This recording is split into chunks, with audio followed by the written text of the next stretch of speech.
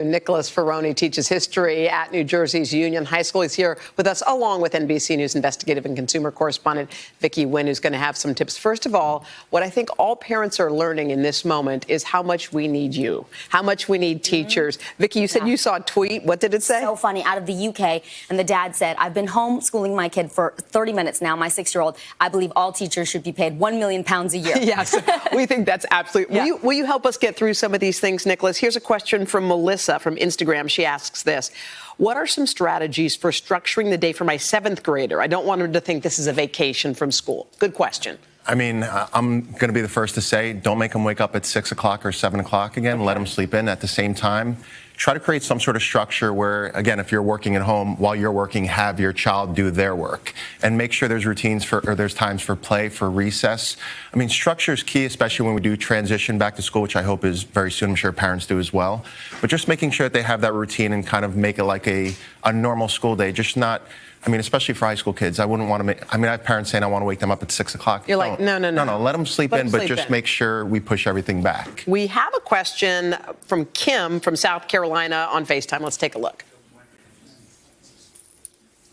Good morning. Good morning. We're just curious as to what you would suggest that we can do to keep our kids from climbing the walls. We have some very active children that enjoy spending time outside, and we're still unsure as to what is safe and what is not safe for them to do right now. What do you think? Outdoor activity is a big one. I mean, I called 153 parents yesterday just to make sure they were doing okay and their kids were doing okay. Anxiety and psychological issues were definitely in effect. The one thing I recommended them, which I'm going to be doing with my students, obviously via FaceTime and Skype, is meditation. Oh. I think quiet time and meditation, and obviously yoga, anything like that where it teaches them to control their nervous system, emotions, and kind of gets them to relax a little bit. I think meditation is vital right now for them. I think that's a good one, too. And if they're wide open spaces, they can go outside and play. I mean, that's part of it in a lot of communities. They say get fresh air to get some running in. Thank you for your question, hon. We appreciate it. Thanks to your son, too. Quick one from Ashley from Facebook. She says, my eldest child needs structure. He has severe ADHD, anxiety, asking what to do with kids who are on the spectrum. This is, I mean, obviously I have students who have physical disabilities as well, and we normally have an ICS teacher and in-class support.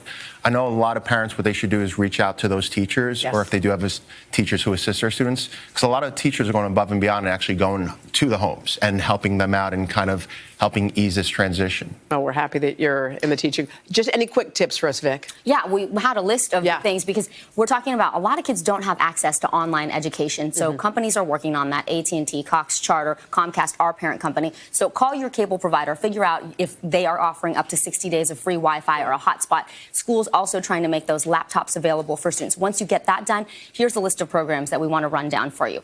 We heard about Khan Academy and Stephanie Gosk's piece. That's a great one. I love the schedule idea. Get up, get them out of the pajamas. That just gets us into a learning mindset. The other one, Scholastic Learning Programs, Mr. Ferroni and I were talking about that. That one provides pre-K through high school programs, videos, interactive lessons. All very helpful. We're racing through these, and we're sorry to race through. We will have them all very clearly on our website so people can know exactly where to click. Thank you. Thank you so much, guys.